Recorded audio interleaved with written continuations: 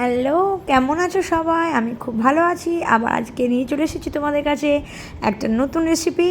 দেখো, এখানে আমার কিছু স্প্রাউট ছিল, রেডি করাই থাকে আমার সবসময় বাড়িতে স্প্রাউট। তার সাথে আমি 2 চামচ বেসন দিয়ে দিলাম, একটুখানি সুজিও দিয়ে দেবো। সেটা আমি পুরো ব্লেন্ড করে একটা, আমি তো অন্য দিনে সচরাচর রোলটা হয় রুটির আটার রোল হয়, তো আমি এখানে আটাটা দিচ্ছি না। এখানে আমার কিছু স্প্রাউট ছিল আর বেসন দিয়ে পুরো ব্লেন্ড করে নিলাম। ব্লেন্ড করে একটা পেস্ট তৈরি করে নেব, একটা ব্যাটার তৈরি করব, যেটা দিয়ে আমি আজকে রোলটা বানাবো, পনির রোল। তো পনিরটা আমার নিয়ে চলে এসেছি ইতিমধ্যে। তো পনিরটা অনেকটাই যেহেতু আছে, আমার এতটা লাগবে না, তাই জন্য ভাগে ভাগ করে দিলাম। একটা আজকের জন্য বানাবো আর একটুখানি রেখে দেবো অন্য দিনের জন্য।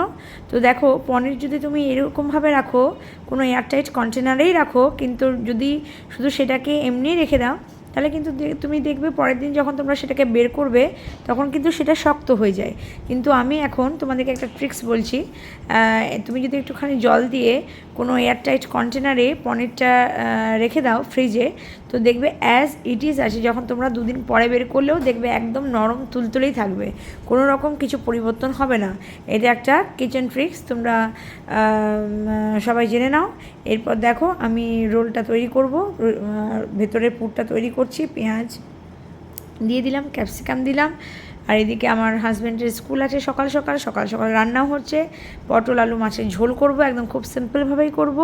একটুখানি কালো জিরে, কাঁচা পেঁয়াজ আর টমেটো ফোড়ন দিয়ে সিম্পল। প্রচণ্ড গরম পড়েছে, তাই আমি কোনো অয়েলি খাবার বা তেল মশলা সেগুলোকে খুব অ্যাভয়েড করছি।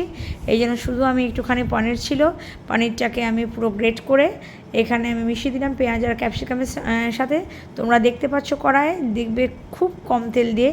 আমি দেখো একদিকে স্টিল কড়াই বসিয়েছি আর একদিকে কাস্ট আয়রনের কড়াই বসিয়েছি, কারণ আমি অন্য কোনো কুকওয়্যার যেমন অ্যালুমিনিয়াম বা ননস্টিক এগুলো আমি কিন্তু ইউজ করি না। আমার বাড়িতে দেখবে, তোমরা সবসময় দেখবে আমার বাড়িতে কোনো অ্যালুমিনিয়ামের বা কোনো ননস্টিকের কোনো বাসনই নেই, কারণ আমি সবসময় আগেকার দিনে যেমন ছিল না যে সত্যি করে আয়রনের কড়াই খাবার খাওয়া ভালো, ওটা আমি এখনও মেনে চলি। তাই জন্য আমার সবসময় আয়রনের কড়াইয়ে রান্না হয়।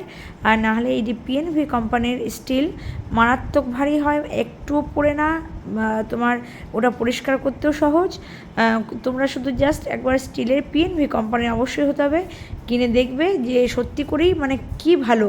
আর এত ভারী যে অন্য কেউ যদি আমার বাড়িতে এসে রান্না করে, আমার মা বা অন্য কেউ যদি এসে রান্না করে, তো এই কড়াইটা কেউ তুলতেই পারে না আমি ছাড়া।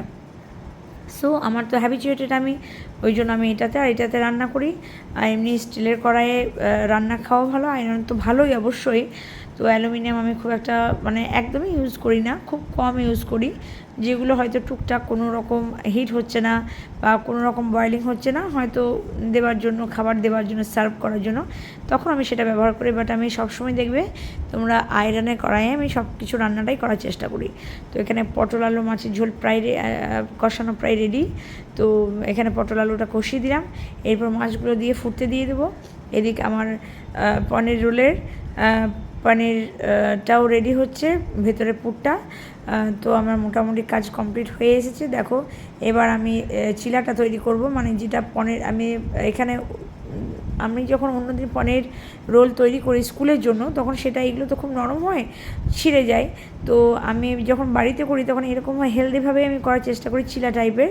তার ভেতরে পনিরটাকে দিয়ে একটু রোল করে, একটুখানি ফুড র্যাপিং পেপার যেগুলো থাকে আমার বাড়িতে সবসময় থাকে রোল করার জন্য, র্যাপ করার জন্য, তো আমি ওটা দিয়ে দেবো।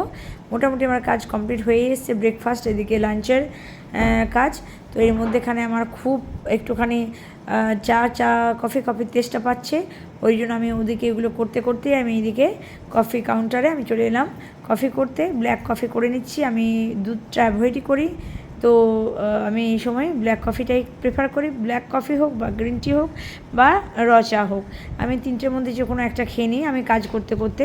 কারণ ওটা না খেলে আমি পুরো, এখন প্রচুর কাজ বাকি আছে, সারাদিনের কাজ বাকি আছে, ডাস্টিং আছে, পোছাপুছি বাকি আছে, ক্লিনিং বাকি আছে, সমস্ত কিছু বাকি আছে। শুধু রান্নার সাইডটা কমপ্লিট করে নিচ্ছি, তার মাঝে আমি একটু কফি খেয়ে নিচ্ছি। কফি খেয়ে আমার হাজব্যান্ডকে পুরো ওর লাঞ্চের মানে ভাতের যে মেনু করেছি সেটা সার্ভ করে দেবো, মেয়েদেরকে ব্রেকফাস্ট দিয়ে দেবো। এরপর আমার মোটামুটি এই একটা সাইডের কাজ কমপ্লিট হবে। হতে যাচ্ছে। এরপর আমি চলে যাব আমার কাজের সেকেন্ড পার্টে, আই মিন ডাস্টিং, ক্লিনিং এগুলোতে। তো আজকের মতন ব্লগ এখানেই শেষ করছি। টাটা, সবাই খুব ভালো থাকো, যার চারিদিকে ঘটনা ঘটছে খুব সাবধানে থেকো, ভালো